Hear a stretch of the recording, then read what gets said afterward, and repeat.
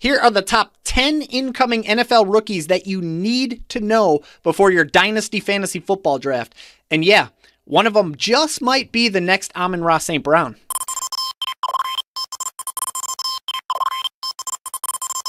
There is arguably no better feeling in fantasy football than when you land an absolute steal. You get my 2025 Fantasy Football Draft Dominator, which is jam-packed with strategy and analysis for 250-plus players. And he's been strong in fantasy football. He's averaging over 18 fantasy points per game over 25 career games where he's played at least 73% of the offensive snaps. 2025 Week Winner, formerly known as the Heat Map. So you can conquer start-sit dilemmas, find plug-and-play streamers, and dominate your weekly matchups with this one-of-a-kind resource, Discord community, where you can get personalized advice from 180-plus and counting sharp fantasy football minds that are helping each other dominate. 365 days of elite fantasy football analysis, resources, and Discord community.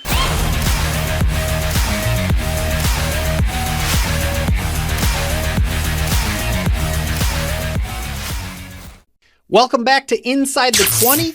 I'm your host, Mikey Henninger from Basement Brewed Fantasy Football, and this is episode 54, which means we almost have done as many episodes as the Bears have had quarterbacks in the last 2 decades.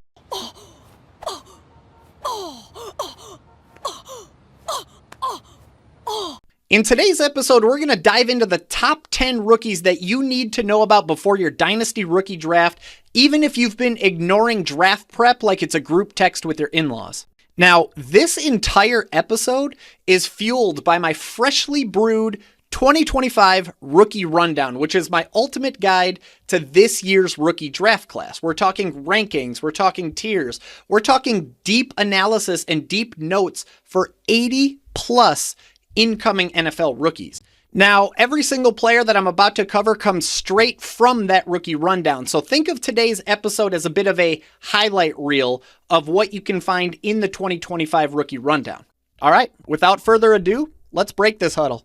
All right, well, obviously we have to start this thing out with Ashton Jeanty, the guy that is so obvious of a 1.01 in rookie drafts that you'd have to be Matt Millen to screw this one up.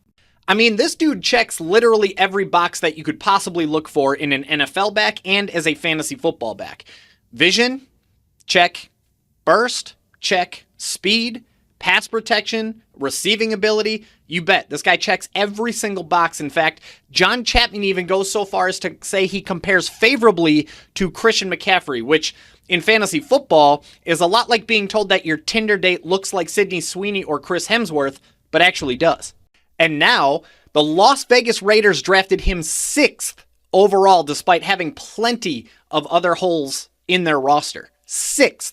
That is all the confirmation you could possibly need that NFL teams see what we see. A dude that is built to carry a full workload in a Pete Carroll offense, one where we've seen 9 RB1 seasons from Marshawn Lynch, Chris Carson, and Kenneth Walker combined. Bottom line, Ashton Jeanty is an instant workhorse with a high floor, elite ceiling, and a jetpack strapped to his fantasy value. If you have the 1.01 in your Dynasty rookie drafts, smile and congratulations, you've won the lottery on this one. No, are you a software wizard? A code ninja? A forge master? Or maybe even just a mad scientist? Then come build your career ladder with Infinity Labs, an award-winning technology company, best place to work, and business of the year with best-in-class benefits and compensation.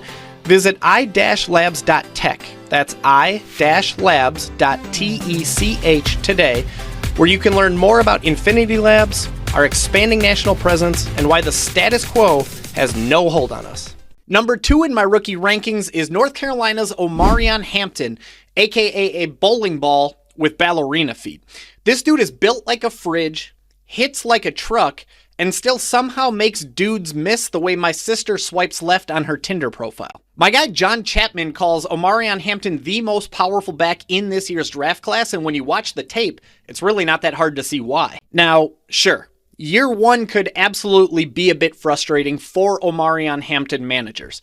The Chargers did sign Najee Harris earlier this offseason, which is basically fantasy football's roundies version of Omarion Hampton, and it's not like Greg Roman has this rich history of targeting his running backs through the air. But there's still plenty of reasons to be bullish on Omarion Hampton as soon as year one.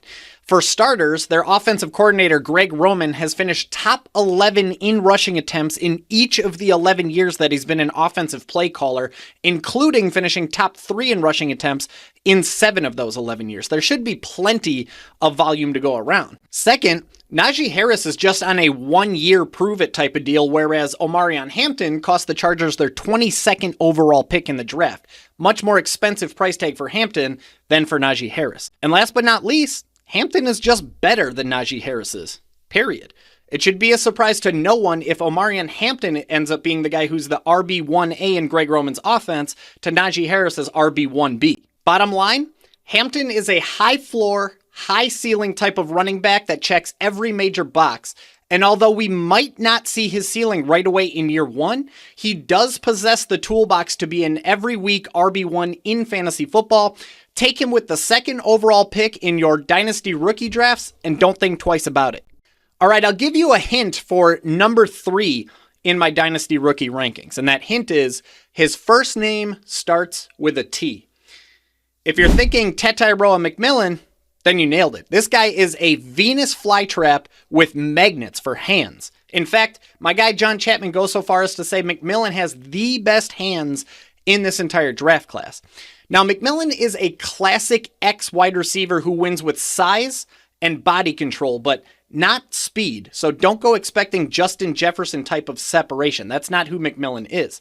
Instead, he's more of a box you out and bully you at the catch point type of wide receiver. And his landing spot, it's wide open. They have an aging wide receiver 2 in Adam Thielen. They don't have a clear-cut wide receiver 1, even despite Xavier Legette's draft capital, Jalen Coker's impressive rookie season. It would surprise nobody if McMillan was Bryce Young's favorite wide receiver as soon as week 1. Bottom line, Ted McMillan is not a flawless prospect, but he has great hands, great opportunity, and a great frame to become a high-volume, high-floor, high-end wide receiver 2 with some wide receiver 1 upside if things break right early on. He's every bit worth the 1.03 in your Dynasty rookie drafts, but I definitely won't argue with you if you're thinking about taking this next one instead. Number 4 in my Dynasty rookie rankings is Travis Hunter, the two-way unicorn, the rare player that could legit start at corner and or wide receiver for the Jacksonville Jaguars in the NFL.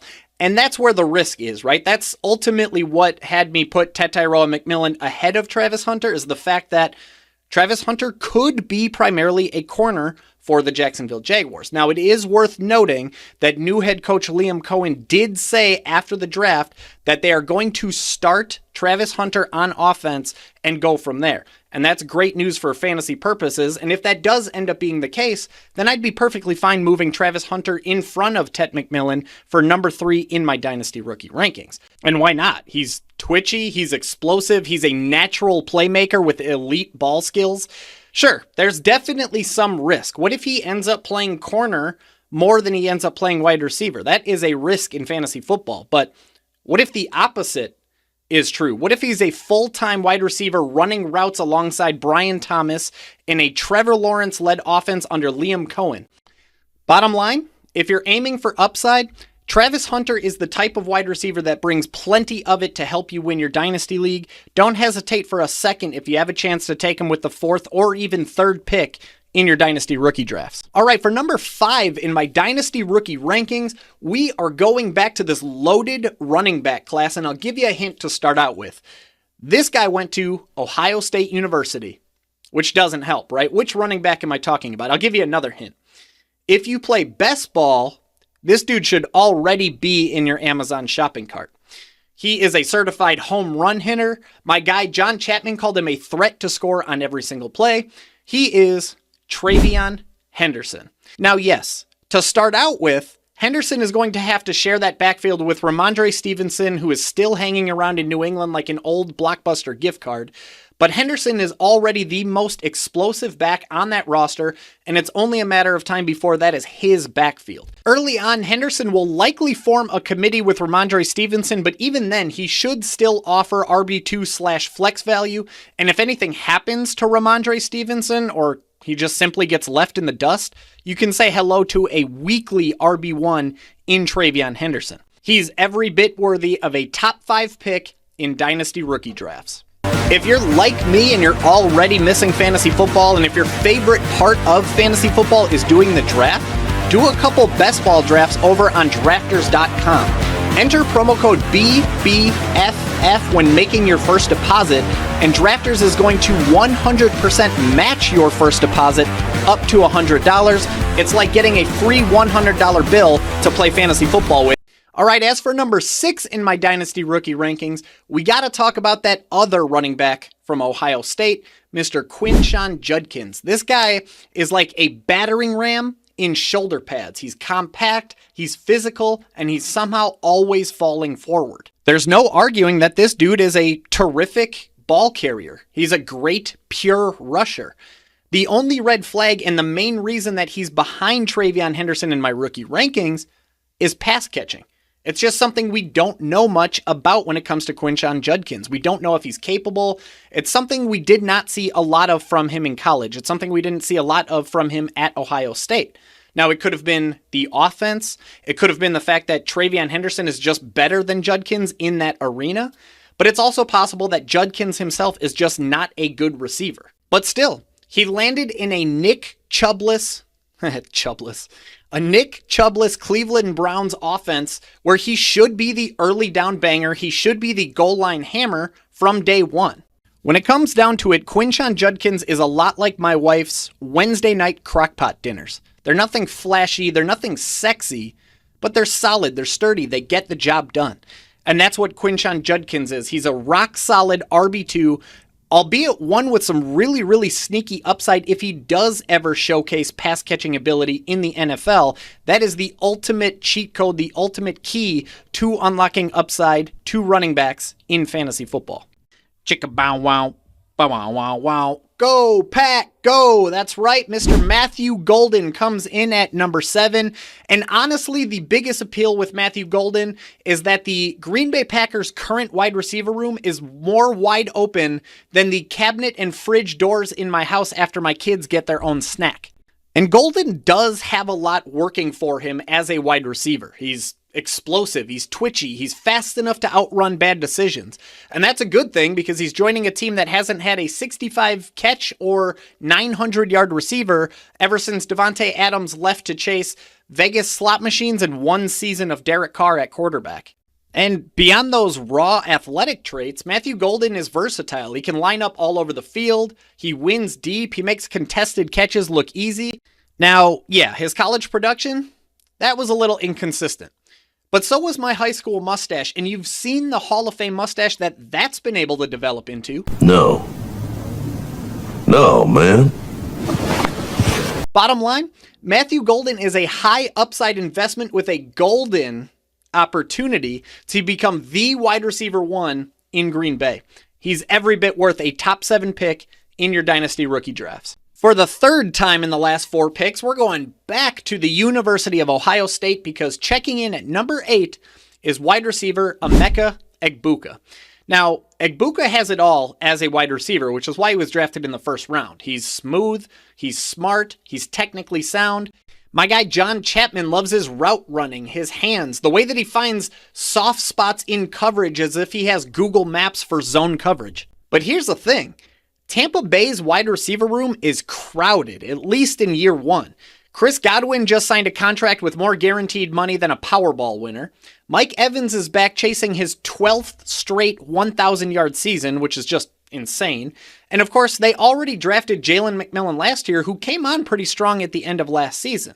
But as a long-term prospect, and when I say long-term, I mean as soon as next year, Mike Evans is entering his age 32 season this year, and there is a potential out in his contract following this upcoming 2025 campaign, potentially opening the door for Mike Evans to wear a completely different jersey in 2026 and thus opening the door for Emeka Egbuka to emerge as the team's wide receiver one of the future as early as the 2026 season. Bottom line, while year one could prove a little bit frustrating, Egbuka brings a ton of long-term upside, and he's every bit worthy of a top 8 pick in your Dynasty rookie drafts.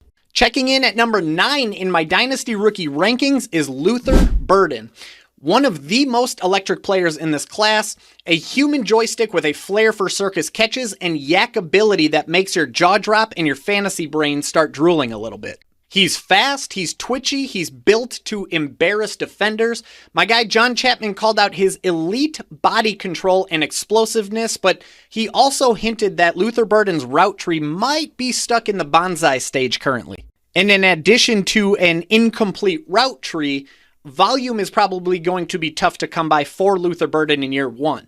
He's joining a Chicago Bears offense that already has DJ Moore, Rome Odunze, Cole Kmet, and Colston Loveland, most of which are going to be under contract presumably until the end of time. But the upside? Whoo, baby, there is a lot of it.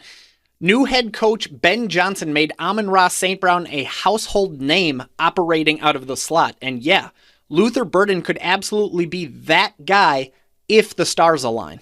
Bottom line, Luther Burden profiles as the ultimate boom or bust pick in Dynasty rookie drafts, but ultimately, the talent is worth the risk. He is a guy that I'm fine with spending a top 10 rookie draft pick, especially if your league mates sleep on him and he starts to fall down the draft board a little bit. Number 10 in my Dynasty rookie rankings is RJ Harvey, a guy who hits the hole like it owes him money. And if you're in the type of league that rewards long touchdowns, this is the type of guy that you want to have on speed dial. He ran a 4.4 40 and had one of the best explosive run rates in all of college football, and now he landed in a Denver Broncos backfield that's about as crowded as an Oakland Athletics baseball game on a Tuesday night. His competition? It's a bunch of day 3 dart throws and a bunch of guys whose NFL resume could fit on a Post-it note. Now, of course, that's not to say there's zero red flags for RJ Harvey. I mean, this guy's already going to be 24 and a half years old by the time the NFL season kicks off. His pass-catching chops are more questionable than a gently used mattress on Facebook Marketplace. But Sean Payton thought enough of this guy to spend an expensive second-round draft pick on him. And if there's one thing that Sean Payton is good at, besides aggressively scolding quarterbacks on national television, it's getting the most out of versatile running backs. Bottom line, RJ Harvey won't necessarily be a long-term Dynasty darling, but he's absolutely in a position with an opportunity to get you monster fantasy football numbers over the next 3 seasons. That'll do it. That's my top 10 in my 2025 rookie rundown. If you want the full rookie rundown with rankings, tiers, and notes for 80 plus incoming rookies, visit wap.com/BBFF or just smash the link that we left you in the show notes. But this is the resource that my subscribers are using to dominate their Dynasty rookie drafts again. If today's show helped you, here are 2 ways that you can help the show. Number 1, subscribe to the show wherever you're watching, wherever you're listening, so that you don't miss the episodes that we put out every single week. And number 2, smash that thumbs up button on YouTube, drop a comment letting me know your favorite rookie sleeper, or drop a comment letting me know who I'm too high on or who I'm too low on.